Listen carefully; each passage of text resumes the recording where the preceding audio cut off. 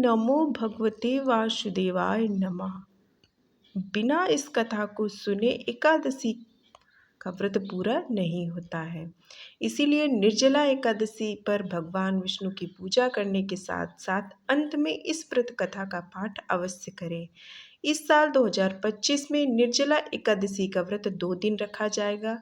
गृहस्थ लोग 6 जून को रखेंगे और वैष्णव लोग 7 जून को रखेंगे और इसीलिए पारण भी इसी के अनुसार होगा। 7 जून का पारण होगा दोपहर 1:44 से 4:31 तक और 8 जून का पारण होगा 5:23 से 7:17 तक। चलिए अब जान लेते हैं निर्जला एकादशी व्रत कथा। भीमसेन व्यास जी से कहने लगे कि हे पितामह, भ्राता युधिष्ठिर, माता कुंती, द्रौपदी, अर्जुन, नकुल और सहदेव आदि सब एकादशी का व्रत करने को कहते हैं, परंतु महाराज मैं उनसे कहता हूँ कि भाई, भगवान की सख्त पूजा आदि तो मैं कर सकता हूँ, दान भी दे सकता हूँ, परंतु भोजन के बिना नहीं रह सकता।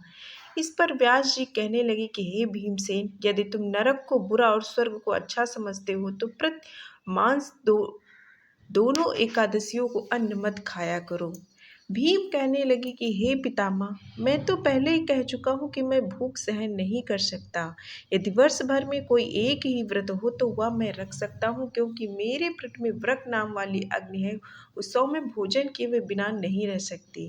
भोजन करने से वह शांत रहती, इसीलिए पूरा उपवास तो क्या एक समय भी बिना भोजन किए रहना कठिन है। अतः आप मुझे कोई ऐसा व्रत बताइए जो वर्ष में केवल एक बार ही करना पड़े और मुझे स्वर्ग की प्राप्ति हो।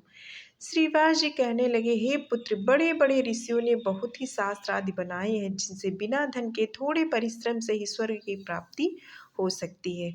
इसी प्रकार शास्त्रों में दोनों पक्षों की एकादशी का व्रत मुक्ति के लिए रखा जाता है। व्यास जी के वचन सुनकर भीमसेन नरक के जाने के नाम से भयभीत हो गए और कांप कर कहने लगे कि अब मैं क्या करूं? मास में 2 व्रत तो मैं नहीं कर सकता, हाँ वर्ष में 1 व्रत करने का प्रयत्न अवश्य कर सकता हूँ। अतः वर्ष में 1 दिन व्रत करने से यदि मेरी मुक्ति हो जाए तो कोई ऐसा व्रत बताइए।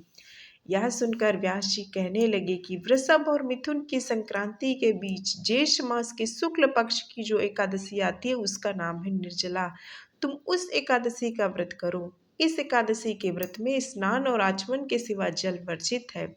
आचमन से 6 मास से जल अधिक नहीं होना चाहिए, अन्यथा वह मद्यपान के सदृश हो जाता है। इस दिन भोजन नहीं करना चाहिए, क्योंकि भोजन करने से व्रत नष्ट हो जाता है। यदि एकादशी को सूर्योदय से लेकर द्वादशी के सूर्योदय तक जल ग्रहण न करे तो उसे सारी एकादशियों के व्रत का फल प्राप्त होता है। द्वादशी को सूर्योदय से पहले उठकर स्नान आदि करके ब्राह्मणों को दान आदि देना चाहिए। इसके पश्चात भूखे और शतपाथ ब्राह्मण को भोजन कराकर फिर आप भोजन कर लेना चाहिए। इसका फल पूरे 1 वर्ष की संपूर्ण एकादशियों के बराबर होता है। व्यास जी कहने लगे कि हे भीमसेन, यह मुझको स्वयं भगवान ने बताया है। इस एकादशी का पुण्य समस्त तीर्थों और दानों से अधिक है। केवल एक दिन मनुष्य निर्जला रहने से पापों से मुक्त हो जाता है। जो मनुष्य निर्जला एकादशी का व्रत करते हैं उनकी मृत्यु के समय यमदूत आकर नहीं घेरते, वरन भगवान के पार्षद उसे पुष्पक विमान में बिठाकर स्वर्ग को ले जाते हैं। अतः संसार के सबसे श्रेष्ठ निर्जला एकादशी का व्रत है। इसलिए यत्न के साथ इस व्रत को करना चाहिए और इस दिन ओम नमो भगवते वासुदेवाय मंत्र का उच्चारण करना चाहिए, गौदान करना चाहिए। इस प्रकार व्यास जी की आज्ञा अनुसार भीमसेन ने इस व्रत को किया। इसीलिए इस एकादशी को भीमसेनी या पांडव एकादशी के नाम से भी जानते हैं।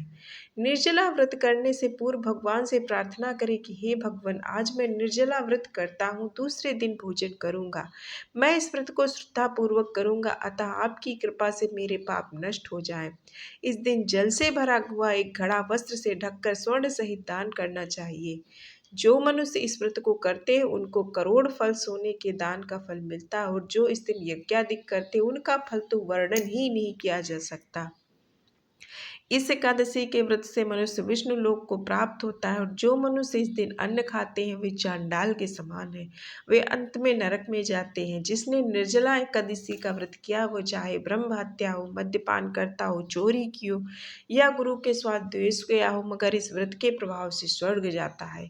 हे कुंती पुत्र, जो पुरुष या स्त्री श्रद्धापूर्वक इस व्रत को करते हैं उन्हें अग्रलिखित कर्म करने चाहिए। प्रथम भगवान का पूजन, फिर गौदान, ब्राह्मणों को मिष्ठान व दक्षिणा देनी चाहिए तथा जल से भरे कलश का दान अवश्य करना चाहिए। निर्जला के दिन अन्य वस्त्र, उपाहन आदि का दान भी करना चाहिए। जो मनुष्य भक्ति पूर्वक इस कथा को पढ़ते या सुनते हैं उन्हें निश्चय ही स्वर्ग की प्राप्ति होती है। बोलो सत्यनारायण भगवान की जय। जय श्री